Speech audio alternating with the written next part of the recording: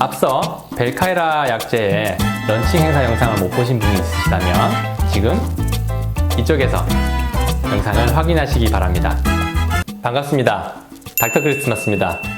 오늘은 제가 앞전 영상에서 리뷰해 드린 대로 벨카이라라는 신약에 대해서 자세한 정보를 리뷰해 드려 보고자 합니다. 제 영상과 이 채널은 소개되는 제품들이나 회사와 금전적인 관계가 없음을 미리 밝혀 드립니다. 제 채널은 어디까지나 정보를 전달해주는 채널로서 여러분들께 알 권리를 충족시켜주는 채널로만 활용되기를 바랍니다. 모든 시술과 모든 수술 그리고 모든 의학적인 치료는 부작용이나 합병증이 따를 수 있는 치료라는 걸 명심하시고 본인이 잘 신중하게 판단하셔서 수술 등을 결정하시기를 권고드립니다. 자, 그럼 오늘 벨카이라 언박싱 리뷰 가시겠습니다. 네, 벨카이라를 방금 받았습니다. 사이즈는 손바닥에 딱 들어오는 사이즈입니다. 제 생각엔 2cc짜리 바이알이 아주 작은 크기로 몇 개 들어있을 거라고 생각이 들고요. 요거 제가 한번 열어보도록 하겠습니다. 박스는 손바닥 하나에 딱 들어오는 크기로 만들어져 있고요. 이런저런 주의사항들이 적혀 있네요. 그래서 실물을 한번 열어보도록 할게요. 언제나 등장하는 제 친구 언박싱 칼 여러분들께 소개드립니다. 11번, 넘버 11번 등장했습니다. 벨카이라 포장은 이렇게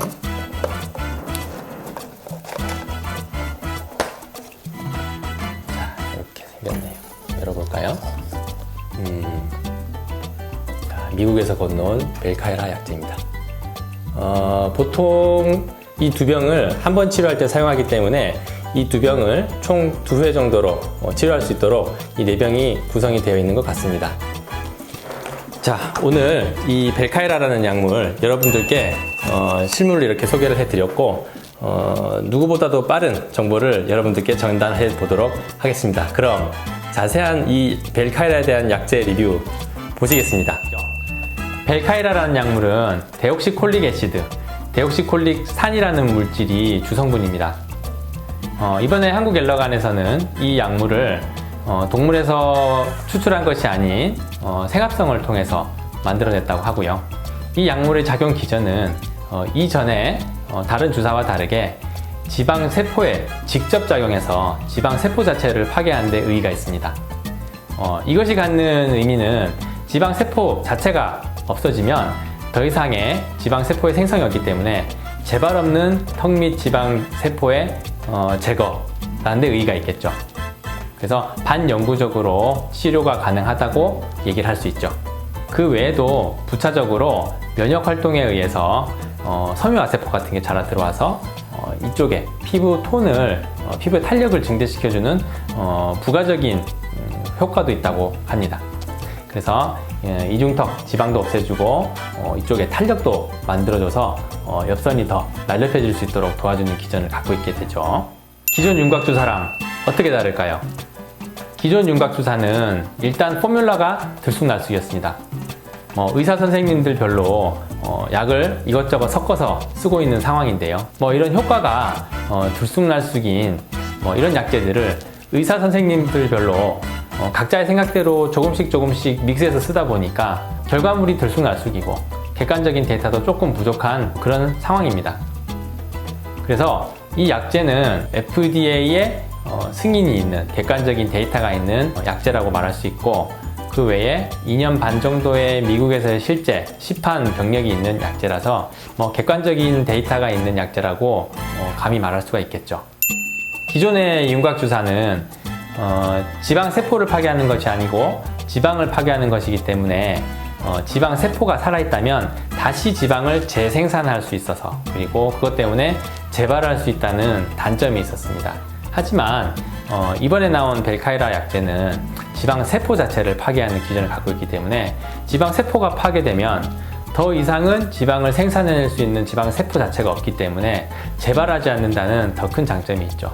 그리고 기존의 윤곽주사, 지금은 불법이 된 PPC 주사나 그 외에 윤곽주사들은 의사 선생님들마다 포뮬러가 다 달랐습니다. 검증되어 있지 않고 그리고 객관적으로 데이터가 있지 않은 약제들을 객관적인 데이터가 아직 좀 부족한 상태에서 지방을 없애는 데 도움이 된다 하는 그런 약제들을 이것저것 믹스해서 의사 선생님들마다 포뮬라가 조금 다른 형태로 다 쓰고 있는 상황이기 때문에 결과도 들쑥날쑥이고 효과와 부작용도 들쑥날쑥인 상황이죠. 그래서 객관적인 근거가 부족한 이 윤곽주사를 대체할 수 있는 좋은 약이라고 생각을 합니다. 턱 밑 지방을 제거하는 데 있어서 가장 효과적인 방법은 아무래도 지방 흡입이라고 생각할 수 있어요. 왜냐? 지방 흡입을 통해서 지방을 다 걷어내고 나면 지방 세포 자체가 없어졌기 때문에 다시 지방이 찰 가능성이 적기 때문이죠.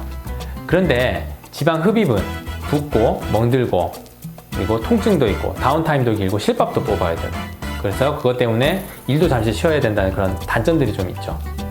하지만 주사 몇 방을 통해서 지방 흡입을 한 것만큼 결과물을 낼 수 있다면 이 지방 세포 파괴 주사가 지방 흡입을 대체할 수 있는 좋은 약이라고 생각이 듭니다. 그래서 다운타임이 짧다는 게 큰 장점이고 수술을 대체할 수 있을 정도로 결과물이 좋다는 게 큰 장점입니다.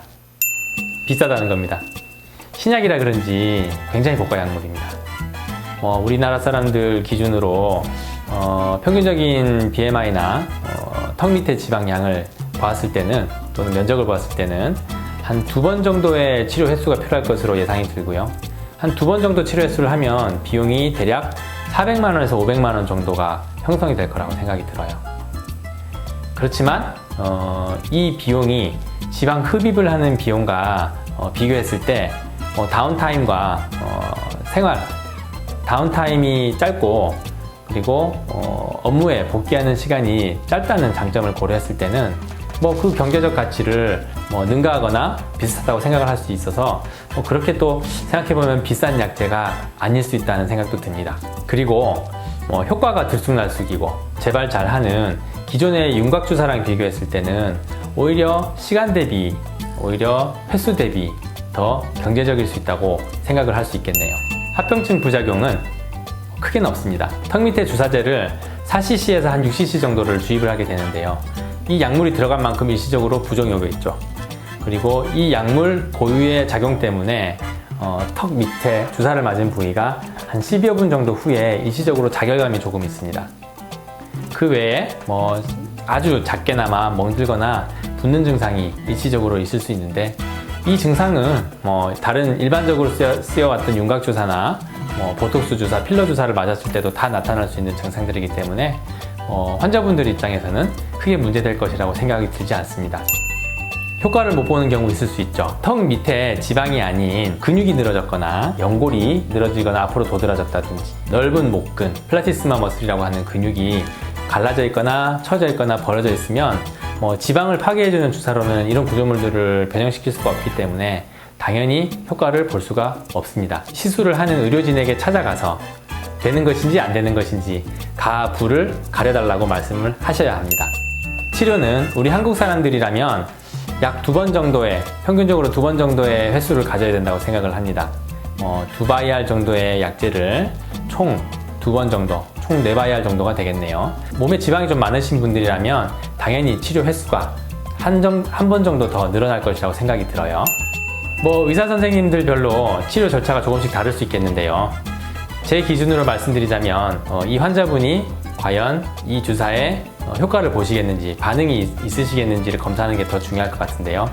그래서 1번은 턱 밑에 구조물들의 시진이 필요할 것 같고요. 과연 설골 때문에, 근육 때문에, 피부가 늘어진 것 때문에 이 주사제가 효과가 없는 분이 아닌지를 가려낼 필요가 있겠고요.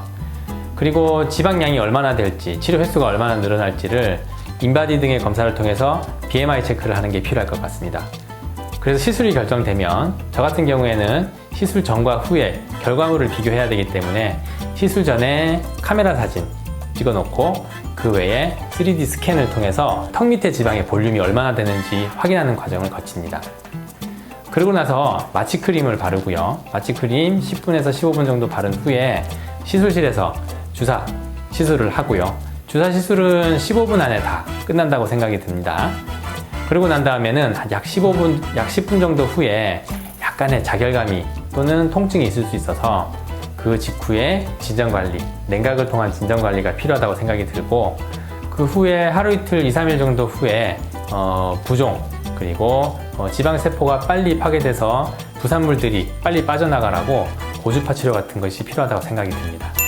근데 부차적으로 무턱이신 분들은 턱끝을 돋우는 시술을 같이 받았을 때 옆모습이, 턱의 옆모습이 더 예뻐질 수가 있어요. 그래서 턱끝에 필러 같은 거, 턱끝 필러 도둠술 또는 보형물 도둠술 같은 게 도움이 된다고 생각이 듭니다. 네, 오늘 저번 시간 영상에 이어서 벨카이라라는 이중턱 치료제에 대해서 제가 자세히 리뷰를 해드렸는데요. 다음번에는 기회가 되는 대로 실제 치료 사례자를 모시고 실제 시술을 통해서 이 약물의 효과에 대해서 여러분들께 리뷰해 드리도록 약속할게요. 오늘 제 영상이 유익하셨다면 지금 좋아요, 그리고 구독 꼭 눌러주세요. 그럼 이중턱 때문에 더 이상 고민하지 말고 내일은 더 행복해지시라고 메리 크리스마스!